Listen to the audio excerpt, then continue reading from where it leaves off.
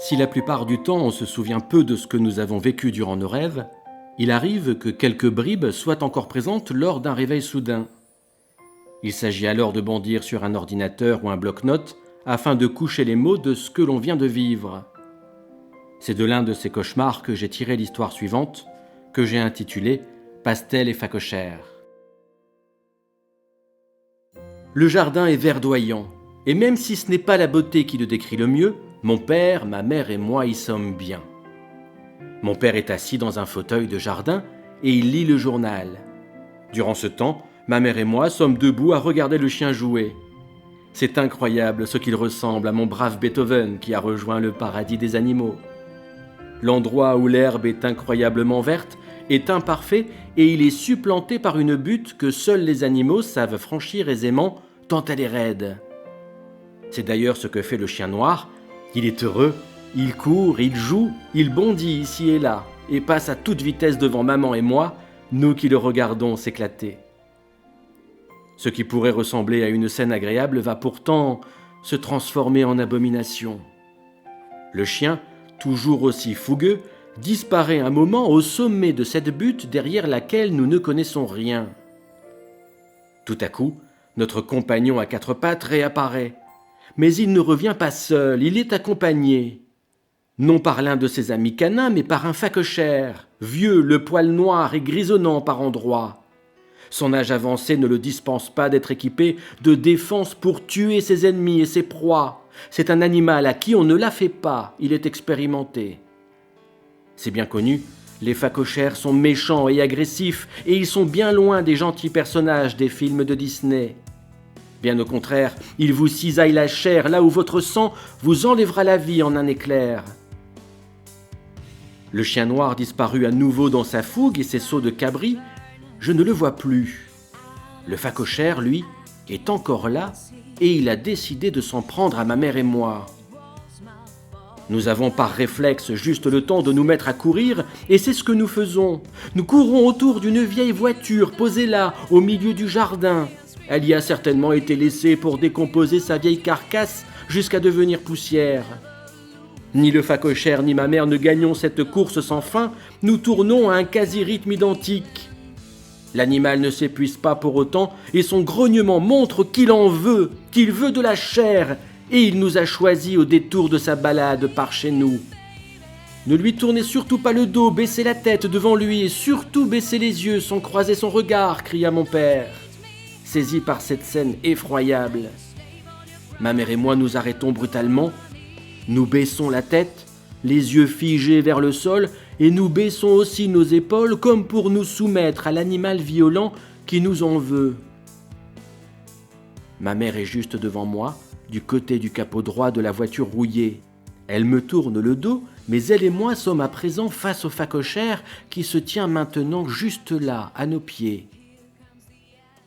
Des secondes passent, tous les cœurs battent fort, très fort. Lui est essoufflé, mais il nous toise chacun notre tour pour contrôler que nous avons compris qu'avec lui, il nous faut baisser la tête, les yeux et que les épaules n'étaient en effet pas un luxe. Sa tête oscille à droite, puis à gauche. Il regarde si ma mère respecte les règles, puis il me fixe, pour me montrer qui est le maître en ces lieux. Mon père, lui, reste silencieux car il ne peut rien faire. Il est l'acteur impuissant d'une scène sur laquelle il n'a aucune emprise.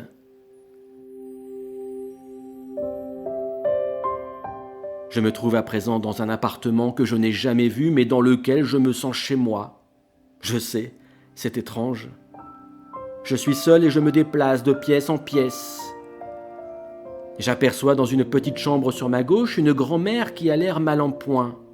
Elle est alitée et la vieille dame a le visage gris et émacié. Ce n'est pas ma grand-mère, c'est celle de mon ami Gabriel. Elle est décédée il y a peu et j'ai vécu son départ lent et douloureux à courte distance par les propos que me rapportait Gabriel. J'avais vu quelques photos d'elle avant qu'elle ne puisse plus du tout bouger ni s'exprimer. Je connaissais son visage et c'est bien elle qui est là devant moi. Je ne sais pas si elle dort ou si la mort l'a emportée. Instinctivement, je me déplace encore d'une pièce et j'arrive sur ce qui semble être le salon. Les couleurs sont étranges, comme pastelisées. mais cela rend le lieu à la fois plus vif et absolument pas agressif. La couleur générale est bien sûr le bleu, teinté par endroits de jaune et d'un flou orangé. Je tourne seul dans ce lieu que je connais et que je ne connais pas. C'est un sentiment que les mots n'expliquent pas.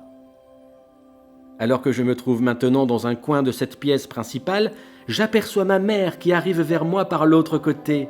Elle me regarde sans expression, le visage fermé, un visage qui ne dit rien. La lumière des lieux change, elle est plus vive. Les rayons du soleil se montrent plus présents et éclairent la pièce désormais différemment. Le pastel, lui, devient plus flou comme l'était l'orangé précédemment. La couleur du plafond laisse progressivement place à un ciel quelque peu parsemé de nuages. Ceux-ci, même s'ils ne sont pas nombreux, sont menaçants et le plafond s'efface progressivement jusqu'à ne laisser apparaître que l'immensité des cieux. Je suis pourtant toujours là, debout, à regarder cette scène que je n'explique et ne comprends pas. Je regarde à nouveau ma mère alors que la lumière qui semblait provenir du soleil devient plus vive. Mais on peut la regarder car étrangement, elle n'éblouit pas, ce n'est pas le soleil. Tout à coup, je comprends. Je suis mort. Il ne peut s'agir que de cela. Je suis mort. Je me tourne et m'adresse à ma mère. Mais alors, je suis mort ? Elle m'adresse un nom de la tête et son visage exprime enfin quelque chose, l'horreur de me voir partir et quitter le monde des hommes, si fragile mais bien vivant. Elle ne le croit pas et elle finit par crier un non, car elle ne le veut pas. C'est impossible pour elle, je ne peux pas mourir. J'avance vers elle et l'émotion l'emporte, les larmes nous montent aux yeux. Elle n'y croit pas du tout. Elle vit sans doute l'écho de toutes ces fois où son fils a tenté de se retirer la vie sans y parvenir, lors de moments où son heure n'était pas encore venue. Je m'avance doucement, toujours vers elle, et son regard se dirige vers mes pas. Horrifiée, elle me voit m'approcher d'elle sans être gênée par les meubles de la pièce. Je les traverse comme par magie, comme le font les fantômes dans les films. Je ne parviens pas jusqu'à elle, je me retrouve en une fraction de seconde à nouveau dans l'angle de la pièce. Je n'ai pas su la rejoindre. Plusieurs tentatives n'y feront rien, je reviens sans cesse à mon point de départ, coincé là, dans ce coin de pièce où la lumière devient toujours et encore de plus en plus vive. Maman se tient à présent à ma droite, près de moi. Je la surprends là alors que j'avais les yeux fixés vers le haut, vers ce ciel qui se modifiait. Je lui dis alors « Je dois donc rejoindre la lumière, aller vers elle, c'est ça, maman ?» Elle n'a plus le choix et me prend la main en acquiesçant de la tête. Des larmes éclatantes comme les rendent les couleurs pastel lui font couler des diamants sur son visage. Je sens ma main gauche être saisie elle aussi. Mon père est là.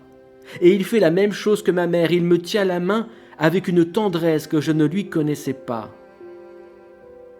Je me sens apaisé pour la première fois depuis si longtemps.